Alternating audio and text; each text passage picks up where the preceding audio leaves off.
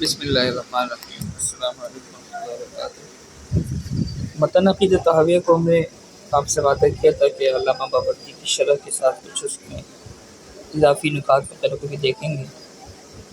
تو پہلا عقیدہ جو ہم نے متن عقیدۃ طحاویہ میں پڑھا ہے، اس پر کچھ تفصیلات ہے، اضافہ ہے۔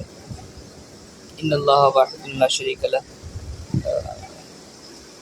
تو اس میں جو تفصیلات ہیں،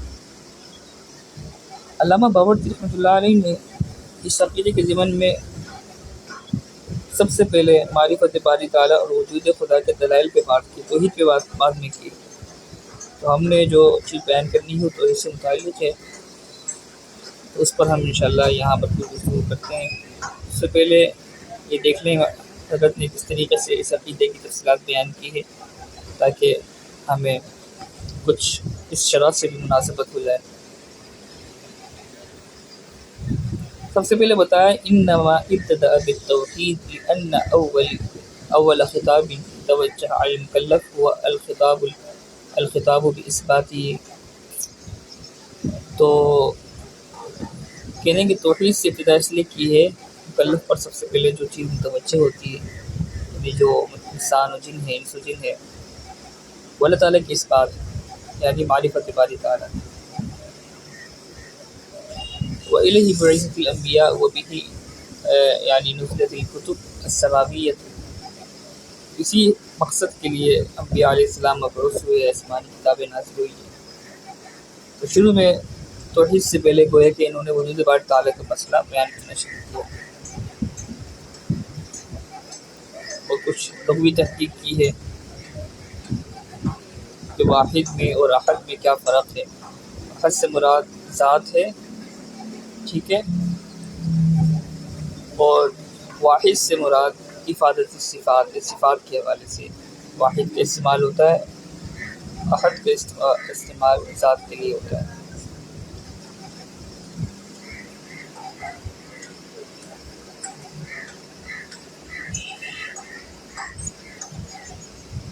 آگے توحید کی تفصیل بیان کی ہے کہ عبر بعض اصحابنا عن التوحید فقال هو نفی الشریک والقسیم والشبیہ۔ توحید کہتے ہیں شریک، قسیم اور شبیہ کی نفی کو، یعنی ان تینوں چیز کے اندر اللہ تعالیٰ کی ذات میں توحید، افعال میں توحید اور صفات میں توحید تینوں آ جاتی ہیں، ٹھیک ہے۔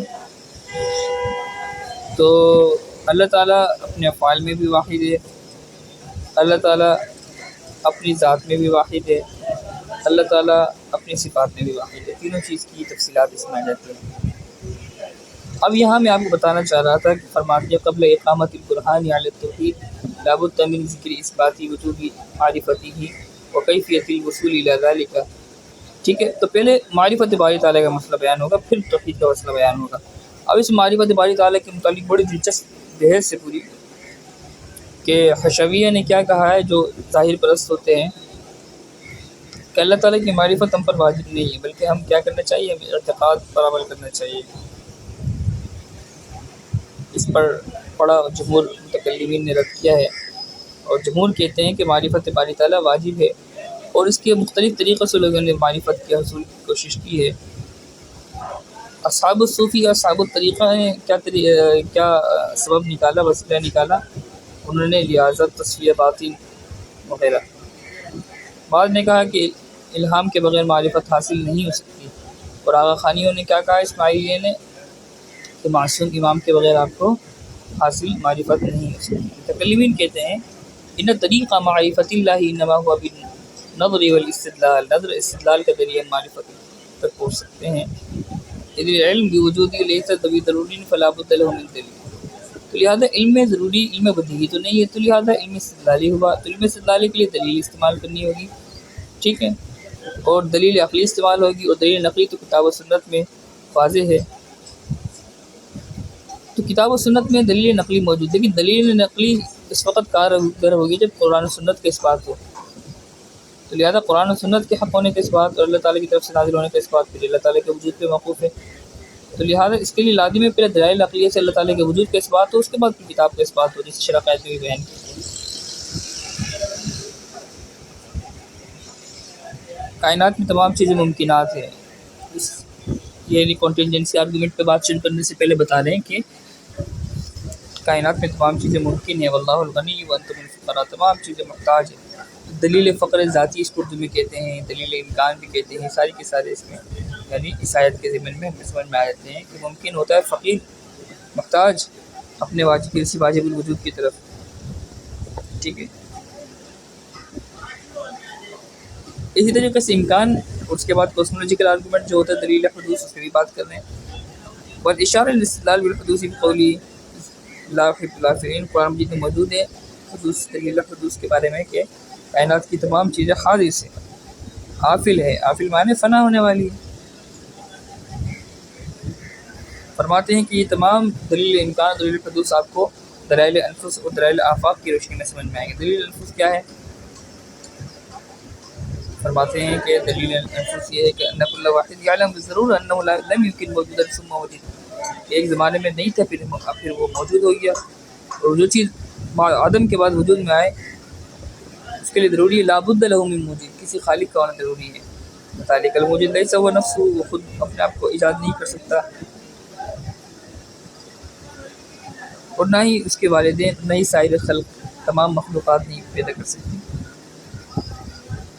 لازمی ضرورت ہے کسی خالق کا ماننا ہے. یہاں پر ہم اس طرح بتاتے ہیں کہ خود اپنے آپ کو پیدا نہیں کر سکتا، اس سے پہلے کسی علت کو مانیں گے. اگر وہ بھی ممکن ہو تو اس کے لیے بھی کوئی علت ہوگی، اگر وہ بھی ممکن ہو تو اس کے لیے بھی کوئی علت ہوگی. یہ سلسلہ چلتا رہے گا یہاں تک کہ آپ نے کسی واجب الوجود پہ جا کے سلسلہ ختم کرنا لازمی ہے. اس کو دلیل ابطال تسلسل بھی کہتے ہیں. دلیل امکان اور دلیل حدوث کے ساتھ دلیل ابطال تسلسل کے ساتھ استعمال کی جاتی ہے کہ بطلان تسلسل کے ذریعے ہم واجب الوجود کا اثبات کرتے ہیں. دلائل آفاق کیا ہے؟ اس کو بتا رہے کہ عالم متغیر ہے اور یہ تغیر ہم مشاہدے سے دیکھ سکتے ہیں. میں ترجمہ کر رہا ہوں یہاں پر آسانی کے ساتھ آپ کی سہولت کے لیے. وَيُدْرَكُ التَّغَيُّرُ بِالْمُشَاهَدَةِ مِنْ اخْتِلَافِ الْفُصُولِ، تو تغیر ہے، تغیر جہاں ہو تو وہاں کیا ہے؟ حدوث ہے، یعنی جو چیز متغیر ہوتی ہے وہ حادث ہوتی ہے، اور جو حادث ہو تو اس کے لیے محدث کا ہونا ضروری ہے. وہ کل متغیر حادث فلا بد من محدث قدیم. ٹھیک ہے، کیونکہ اگر کسی اور ذات کو اگر آپ خالق مانیں وہ بھی حادث ہو تو تسلسل لازم آئے گا.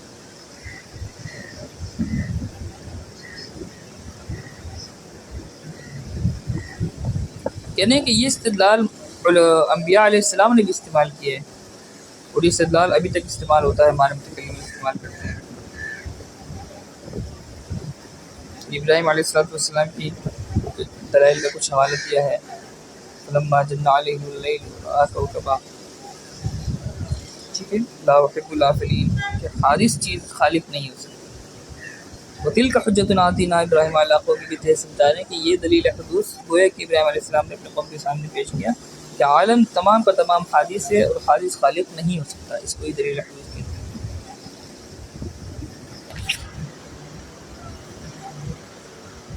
آگے ربی الذی یحیی و یمیت فاستدل علی الربوبیہ بفعل يعجز عنه غیرہ من الاحیاء والاماتہ واتیان الشمس من المشرق.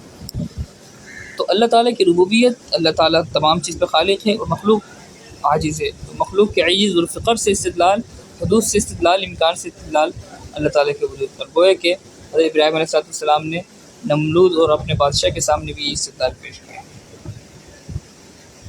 اور اپنے والد صاحب کے پاس بھی یہ استدلال پیش کیا کہ کہا کہ بت جو ہے وہ وجعلہم جذاذا الا کبیرا لہم، کہ یہ بتوں کو توڑنے کے بعد ایک بت پر ہتھیار رکھ دیا اور کہا کہ اس سے پوچھے. تو پتہ چلا کہ یہ بلا بت کہہ نہیں سکتا، یہ تو حادث ہے، یہ تو ممکن ہے، یہ تو فانی ہے، یہ تو فقیر ہے. تو لہٰذا اس سے دلیل حدوث کے اس بات میں دلیل حدوث گویا کہ حضرت ابراہیم علیہ السلام نے پیش کیا، ہر جگہ پیش کیا. موسیٰ علیہ السلام نے بھی حضرت ابراہیم علیہ السلام کے دلیل کو استعمال کیا. قال ربنا الذي اعطى كل شيء خلقه ثم هدى.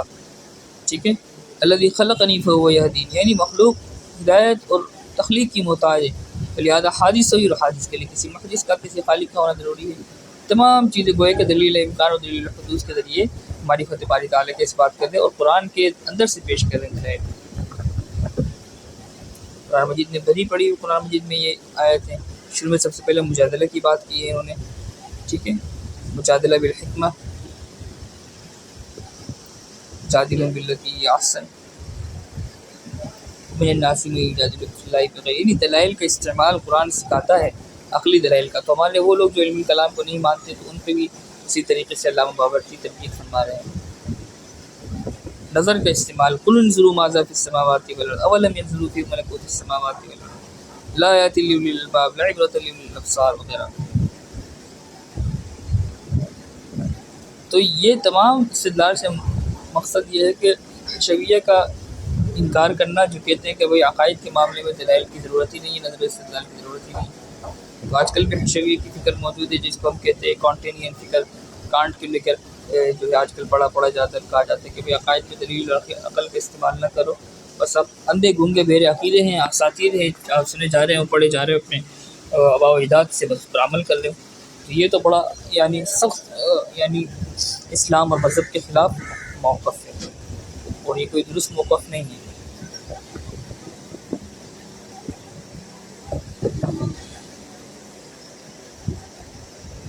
اب اس کے بعد معرفت باری تعالیٰ کے حوالے سے کچھ دلائل ضروریہ کا ذکر کیا ہے، اور اس میں مختلف قسم کے مکالمات ہیں ہمارے اسلاف کے ساتھ. جعفر صادق رحمۃ اللہ علیہ سے جو مناظرہ ہوا اس کا ذکر ہے.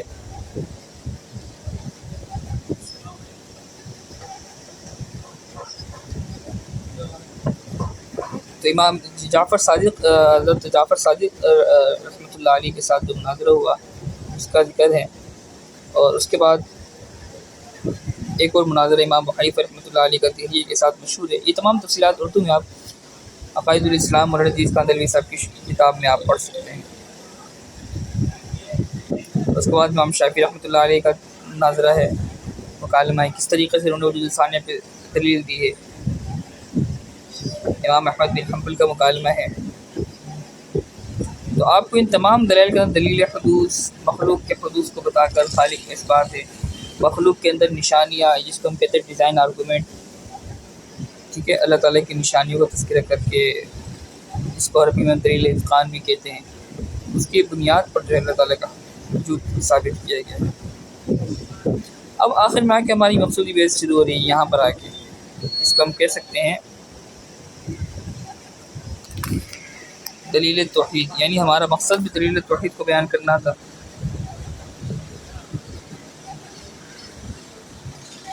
اس کو چھوڑ دیں.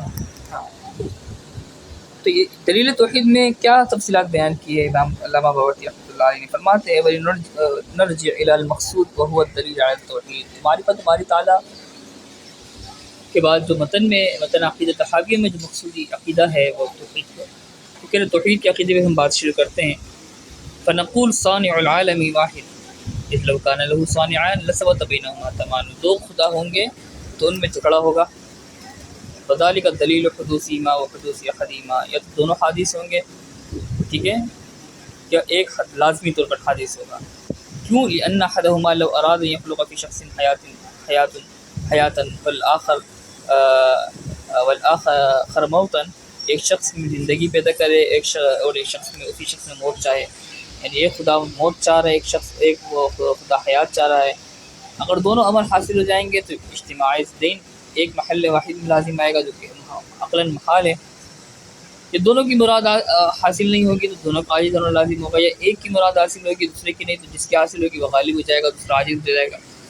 تو اسی کو دلیل تبانہ کہا جاتا ہے قرآن مجید میں. لو کان فیہما آلہۃ الا اللہ لفسدتا. تو یہاں پر گویا کہ انہوں نے برہان تبانہ اور توارث کا اضافہ کیا ہے، اور یہ تفصیلات اس کی شرح عقائد میں 4 صفحات پہ مشتمل ہے. المخلص العالم اللہ تعالیٰ کے بعد الواحد کے عقیدے کہتے ہیں 4 صفحات میں تفصیلات مکمل آپ کو مل جائے گی سب دیکھیں. اور یہاں پر خلاصہ ہم سمجھ چکے ہیں برہان تبانہ کا. اب اس میں جو ہے ہم کچھ جدید تطبیقی چیز پڑھتے ہیں. اگر ہم غور کریں جدید تطبیقی چیزوں پر تو اس میں آج کل کا جو ملٹی ورس کا نظریہ ہے، لامتناہی قوانین کا نظریہ ہے، اس کا اس میں ہمیں جواب ملتا ہے. تو جدید جو فکر ہے وہ اعتراض ہے. مفکرین کہتے ہیں کہ کائنات کا نظم کسی ایک خدا کا مذہب میں نہیں، بلکہ کوانٹم فیلڈز ہیں اور لامتناہی متوازی کائنات ہے، ملٹی ورس ہے، کہ باہمی تضاد اور خود مختار مادی قوانین کا نتیجہ ہے. وہ سی پاورز جو ہے نا وہ کائنات کو چلا رہی ہیں. یہ وہی شرک ہے جو قدیم صورتوں میں بتوں کی صورت میں موجود تھا اور ابھی جو ہے وہ ملٹی ورس کی صورت میں موجود ہے. تو علامہ باورچی کے نقطہ نظر سے ہم اگر غور کریں اور کچھ سائنس کی تھیوریز کو بھی غور سے پڑھیں تو یہ سمجھ میں آتا ہے کہ کائنات میں اگر مادی قوانین یا فیلڈ بالکل خود مختار اور ایک دوسرے سے بے نیاز ہوتی تو کائنات میں کوئی مستقل ترقیات کے قوانین قائم نہیں رہ سکتے. ٹھیک ہے. قوتوں کا باہمی تضاد نظام کو جو ہے فوراً نیست و نابود کر دیتا. ٹھیک ہے. اگر مختلف مادے قوتیں فیلڈز وغیرہ ہوتی اور بالکل خود مختار ہوتی بالکل ایک دوسرے سے بے نیاز ہوتی تو کائنات چل ہی نہیں سکتی.